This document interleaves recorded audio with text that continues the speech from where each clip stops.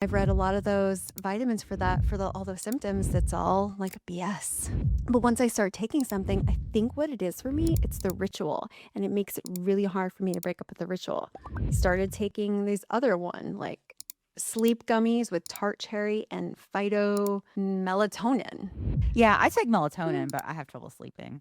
Welcome to a Holistic Dose. We've been through the plot twists, divorce, parenting, burnout, reinvention, and now we're doing midlife with way more honesty and way less BS. Think of us as your unfiltered friends, here to remind you that you're not too late, too old, or too far behind. I'm Tiffany. And I'm Jeanette.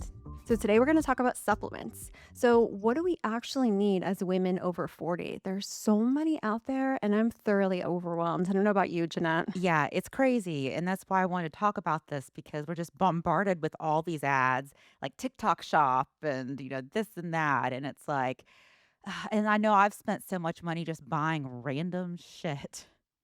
And then you can only take so much, right? But I know people who religiously put collagen in their coffee and do this and that. And it's like, all right, what do we really need to be doing? So we're going to delve into what's important for us to be taking and what maybe doesn't really have the research behind it. I agree. Yeah, I remember thinking back to January, we were on this cruise together and we both went to see an acupuncture doctor and he was great. I really did feel some benefits from that. I did too. Absolutely, with my back specifically. And then it came time to, oh, your body is lacking these minerals and these nutrients. And he talked me into buying this bottle of vitamins, multivitamins for your guts. And I went with it. And it was over $100. I think it was like 120 bucks. Yeah, my appointment was after Tiffany's. And so he tried to sell me the same stuff and I was like, "You know what? My friend Tiffany already got it, so I'm good." Yeah, and then afterwards, I tried to look up the bottle. We were on a Virgin cruise, and I tried to look up the bottle to find out like information about it, if it's really got any, reputation or anything good, bad. And it pretty much just said that it's like a brand that's sold on cruise lines and spas. For sure overpriced.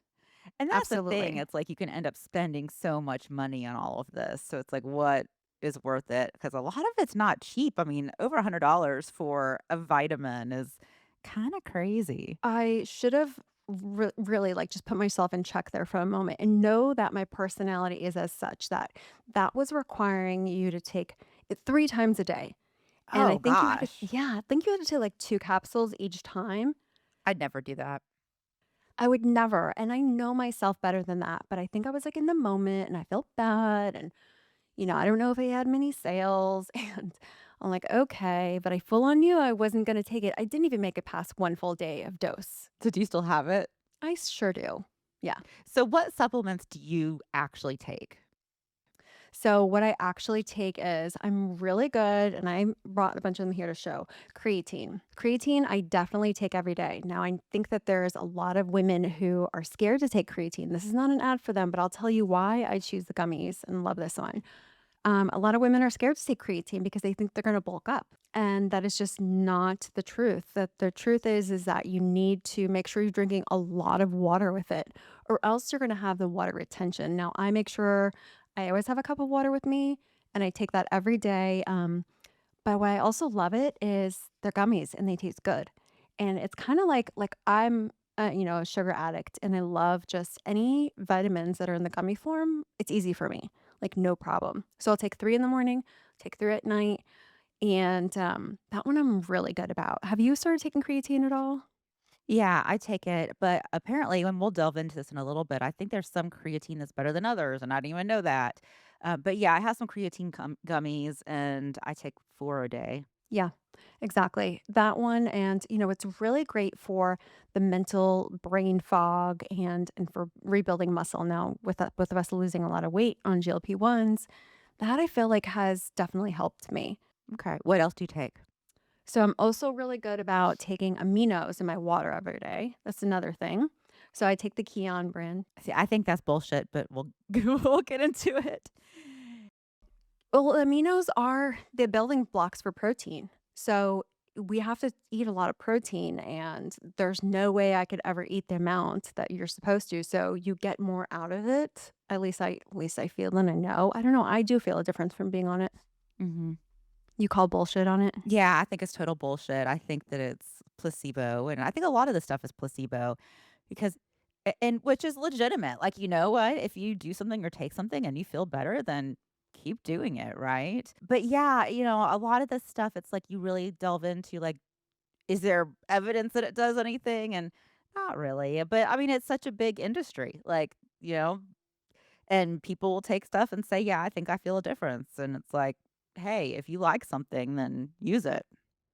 There's so many that I've gotten on auto subscription, and I can't tell you that I cleared out my cabinets recently because I'm gonna be working on a renovation for my kitchen, and I have so many bottles of pills of prebiotics that I, like, was like, "Ooh, I'm gonna take these religiously," and then I didn't, and then before you know it, I have, like, 5 bottles because I wasn't taking it daily, and then I forgot to cancel.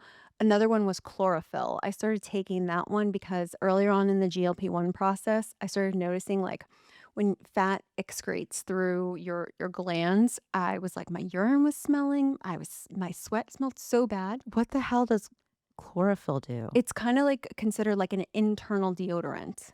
So people notice that. Okay, Tiffany. What? No? Okay, she's calling bullshit. It literally worked. It was the only thing that worked for me, and that's what it said it did. Okay. It literally did. Okay. It truly did. I just don't need it anymore. I Yeah. also have my fat or my sweat glands are now, like, removed, Yeah. but that was the only thing that helped, and I saw on somebody in a Facebook group, and they said that was the one thing, and I said because any deodorant I had at the time was not helping. I'm like, "I stink. This was bad." This one we did not research for the podcast, so, I mean, maybe there's something behind it.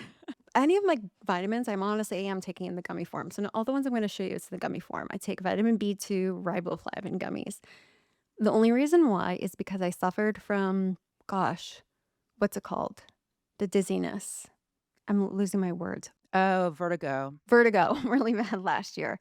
And there were so many people who were saying, take this, take that. My sister's husband said that he had this list of vitamins from a doctor, and this one, B12 was, or B whatever, 2 was on there.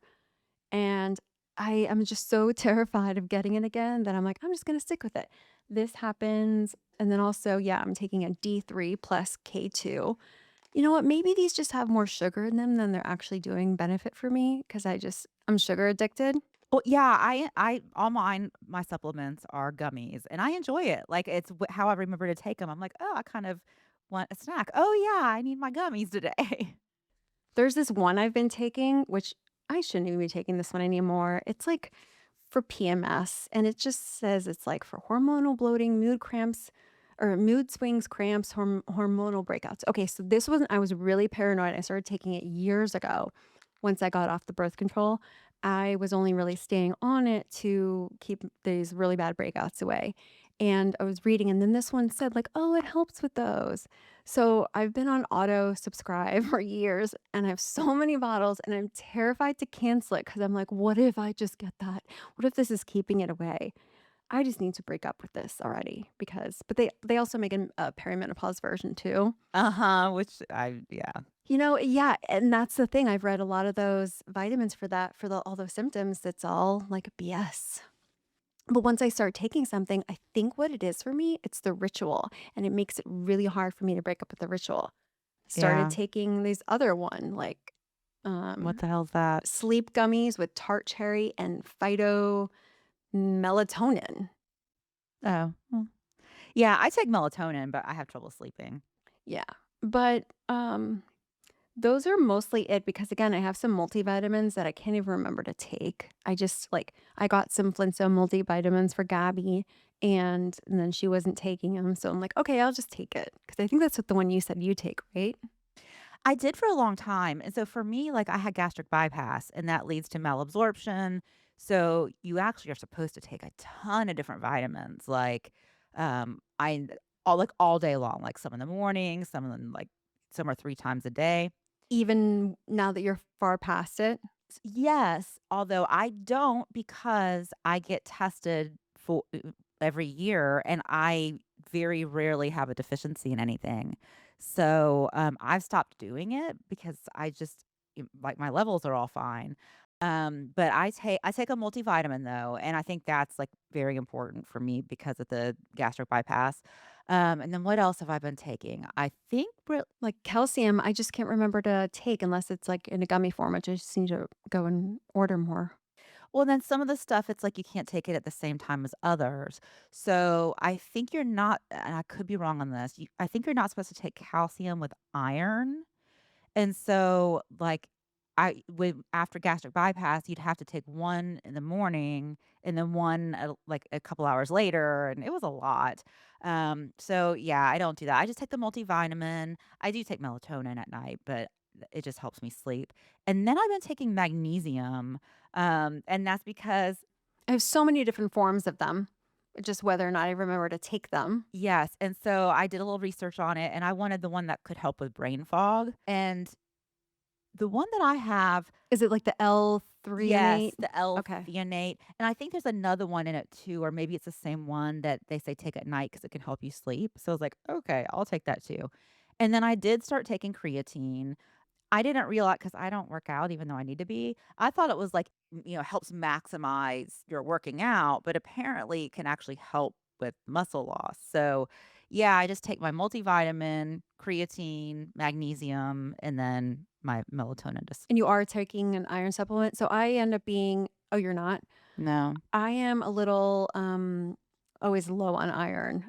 Oh, are you? Yeah, and I don't eat enough red meat, so that is one that I need to take, but it's one of those things that it's like, it's hard for me to find in a form that I'll remember to take, because it's not in those, like, gummies or the chewables usually. I did find, after we talked about it the other day, how I am often low on vitamin D. I was going through my bathroom and found like I've ordered myself vitamin D, but I found some vitamin D and it's also K gummies, and so I did start taking those too. But really, like, the bottom line is, we had our researcher, like, delve into all this, and the bottom line is get tested for what you're deficient in. Like, the reality, and it's not, the sexy thing, it's we should be getting everything that we need through what we're eating. Yeah, and it's like if you're eating the different colors and you're eating, fiber, is you have a well-balanced diet, you should be fine. But and then if you get tested and have a deficiency, that's when you need to supplement. So for me, I need to be doing that vitamin D. And in the past, I've been low on B12. Oh, I forgot I am taking that. Are you? I am, every day I take a tablet that goes under my tongue, and I feel like that's helped, maybe? I don't know. I took B12 when I first started the GLP-1s and I felt tired all the time. And I was like, maybe I'm deficient in B12. So I went ahead and took it. And you know what? I felt like it helped, but that could have been placebo. Who knows? Yeah. What about this? Have you heard of this isoflavonos? We Yeah. And actually, supposed to help with hot flashes. That's one I wanna look into. yeah. So it sounds like it's a really good alternative for somebody who can't do HRT. So, I don't know if it really makes sense to do it on top of doing HRT, but yeah, it's like from soy and can help with, hot flashes and, um, potentially slow blood bone loss, so that's interesting. Yeah, that is something that is definitely on my mind with the age that we are right now in our 40s is to not is to make sure we're getting enough calcium. I do eat like a yogurt every day. I usually have like some almond milk. I don't know if there's enough calcium in there, but I think that is a supplement that I do need to start taking more regularly to make sure. Yeah, yeah, can't hurt. So let's see the things that are the most common deficiencies in women over Yeah. 40 are vitamin D, Yep. which is important for bone health and muscle function, calcium. With vitamin D though, I notice that I do when I am not getting enough time outside.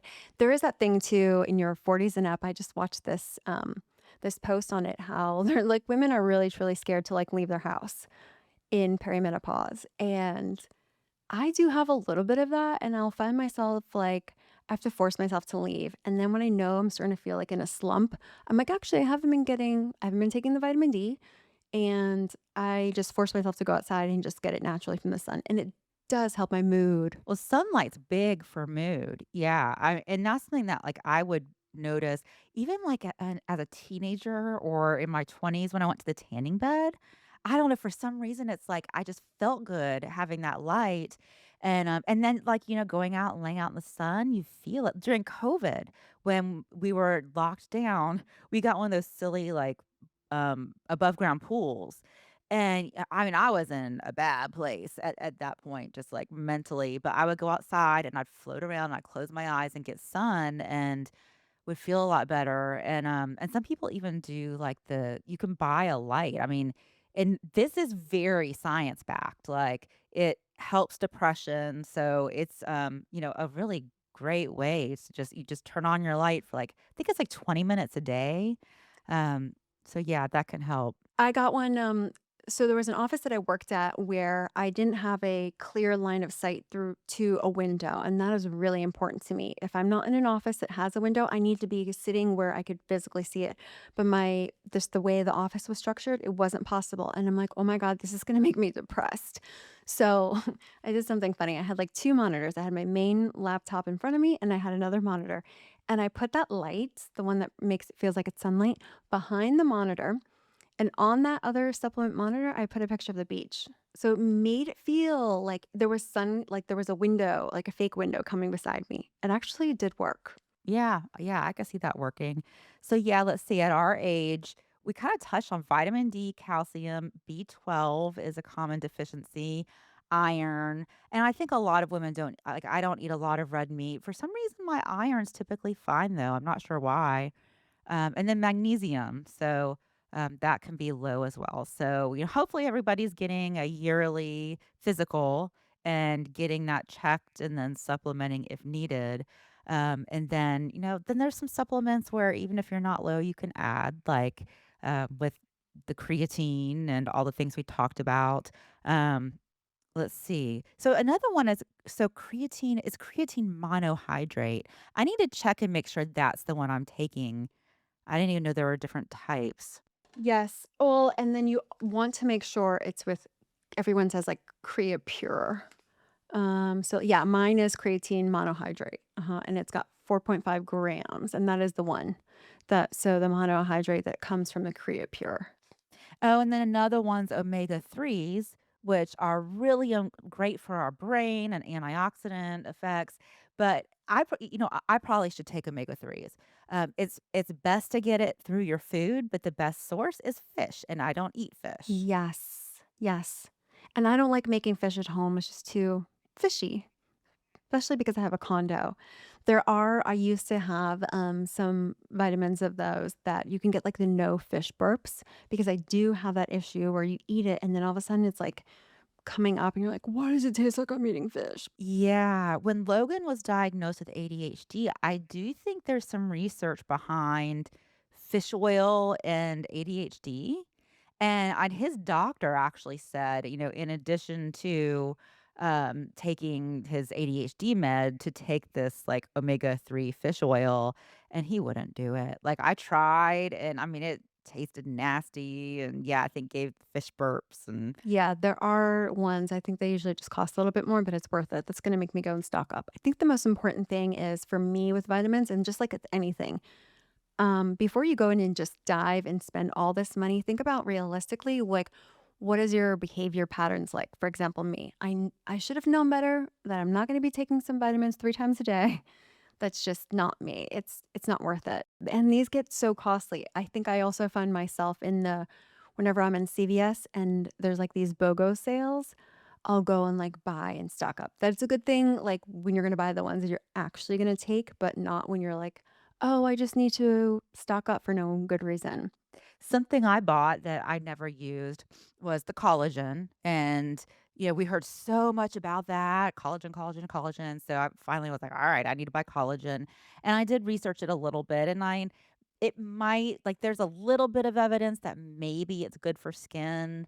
But it's not like overwhelming evidence that's like, oh, this is some kind of game changers. And I just couldn't get into the routine of, it's just the powder and, like, what do you put it in, and I don't do it anymore. That makes me think about, which I just tried to quickly look up about how, I think it came out was like this year. You know, the AG1 greens, the green powder that people, it's like so popular. They're basically saying like, oh, it really just doesn't deliver what it says it does. It's like, who can you believe anymore? Truly. Like, what can you believe? Yeah. Well, and that's why it's like I kind of research and say, okay, where have there been like peer reviewed studies? And even the collagen stuff, I think the one study that was like, oh, this really helps was backed by the manufacturer.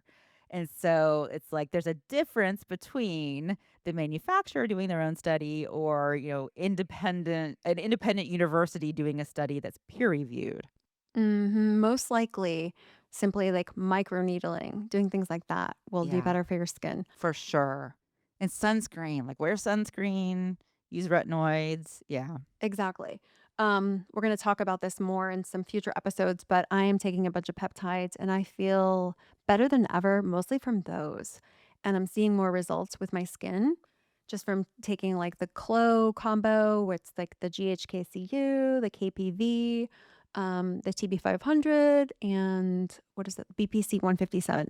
That has been like amazing. The TB 157 and the whatever, the 500 that together is they call it like the Wolverine stack, and I think I talked about this in another episode before where, I had been doing some heavy lifting and moving things around, a lot of squats and lunges, and my back would have normally been out of sorts, and because I was on it, didn't hurt at all. So, a lot of those peptides, which again we'll talk about in some future episodes, those I'm seeing a lot of great benefits because it's things that your body made naturally. A lot of when you were younger, and now those are depleted as we get older. It's interesting because like peptides are such a new area that with a lot of it, there really aren't like tests to see, are you low on stuff? And it really is emerging and it's like kind of anecdotal evidence. But so many people are saying, hey, can tell a difference. I feel a difference. And it's like scientifically, it makes sense as to why people would. So it'll be interesting to see as like more information comes out because like there's not, research on what exact dose is the best. So a lot of it's just like kind of just trying it and figuring it out. Agree. I'm planning on looking through my pictures of myself from a couple months ago because I swear that my skin is looking better. And yes, I've been more diligent about my wrinkle creams and stuff like that. But again, I think a lot of those are also kind of BS too. And I think it has a lot to do with this peptide, honestly, that I'm seeing a big difference from. Yeah. And, like you brought up protein. That's something that a lot of people may want to, add protein powder. That's always been a struggle for me. Like, I'm not a big meat eater. And so, when I started the GLP-1, I try to get 100. That for me, 100 was like impossible. I would be doing well if I could hit about 80. And that was with me like tracking everything and, buying like protein granola and, like everything, having added protein to it. But yeah, especially, at our age with like losing muscle and it's important to make sure we're getting enough protein.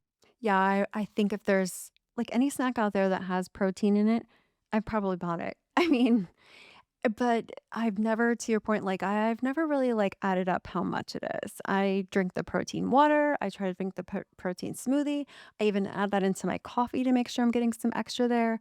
I still don't think it's nearly enough. You don't think so? I'd be interested in adding it up because I do think a lot of people kind of over protein, Yeah, like you get so obsessed with it. If you're eating like, eggs at breakfast and then adding protein powder to stuff and protein water, protein this, that, like I have a feeling some people are just eating so much that it's not even beneficial at that point. absolutely. I know with mine, I'm definitely not because I still I'm doing, like, these girl dinners or girl lunches or skipping stuff. So, I have all this stuff. If I actually followed through, with all of them in one day, yeah, then I'd probably be way over, but it's definitely not the case. And then, of course, there's a lot of research behind HRT, which is all interesting. I think we might have we're going to do another episode on Yeah, that, aren't definitely. we?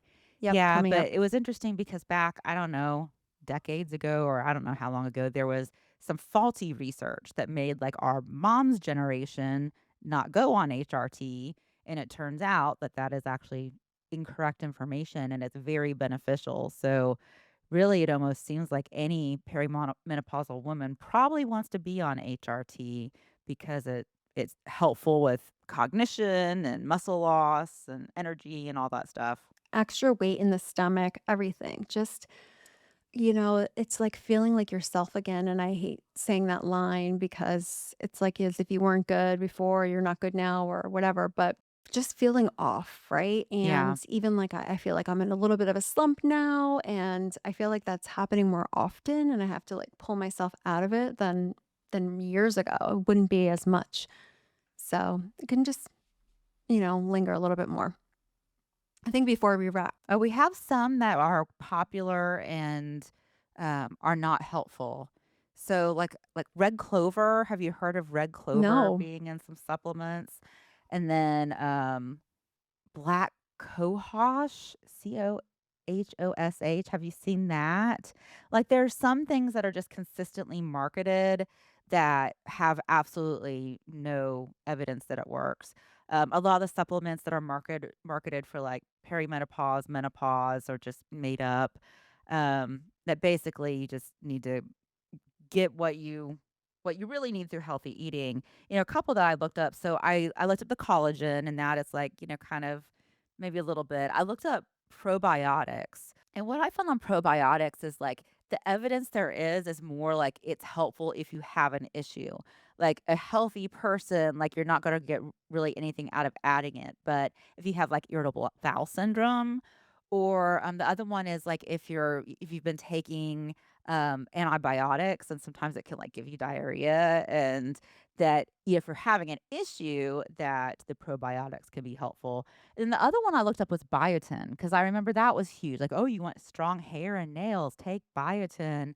And that really is like, unless you have a deficiency and your nails are brittle and breaking, like for a person who doesn't have a deficiency, there's no real evidence that it's gonna help. And so, don't over supplement if especially if it's like you're stressed about it or you don't have the money to be spending on, extra things. Don't feel like you really need to be doing these things. Really just pay attention to what you're eating, add in a supplement if you're deficient. And then if you want to add other things, just be careful because there are some things that you can actually get sick if you take too much of. I guess some of the vitamins and supplements, if there's too much, you just pee it out, and others you can actually get sick. So you need to make sure you're not eating too much of it. like too much vitamin D can raise your calcium levels. So things are going to like offset the other. Yeah, and that can I think too much calcium can hurt your heart and your kidneys and really mess things up. Have you ever heard, I think a doctor told me this once, like just instead of just like the normal multivitamin, just to take a prenatal vitamin, it kind of covers like everything. Yeah, because once you look at it, like, okay, you're talking about cost, right? So I have like one bottle here, two, three, four, five, six, seven. And at first you're like, oh, it's like only like 29.99 or $35 or 45. And then you add up and you multiply it times how many? It's a lot of money. With this creatine that I'm taking, with it being 4 gummies, it actually doesn't last long, and then my son's on it because he's, like, actually, he's 15, about to turn 16, wanting to build muscle, and so, like, it's not cheap for both of us to be taking creatine. Yeah, it is. I think again, like most important thing is consult your doctor, of course, because we are not your doctor. We're just sharing our own personal experiences here, but go get your blood work done, see where your levels are at. Yeah, if you're And low on something, you need to be supplementing with it. exactly. But just otherwise, then most of it is marketing. And the fact that all of these other, like you mentioned, those other vitamins that are mentioned to perimenopause, it's because like everyone's talking about perimenopause now. So it's a marketing avenue to get you to buy more and don't fall for it. Which works on Tiffany. It works on me. So if you have anything you ever want to market to me, please send it to me because I'll be buying it up. Anyhow, but we've enjoyed this conversation with you all, and make sure you keep listening on Apple Podcasts, Spotify, or anywhere else you like listening to podcasts. And follow us along on social media at A Holistic Dose on Instagram, TikTok, and YouTube. And visit our website at aholisticdose.com. Thanks for hanging out with us. We'll be back next week with more unfiltered friend talk right here on A Holistic Dose. Bye. Bye.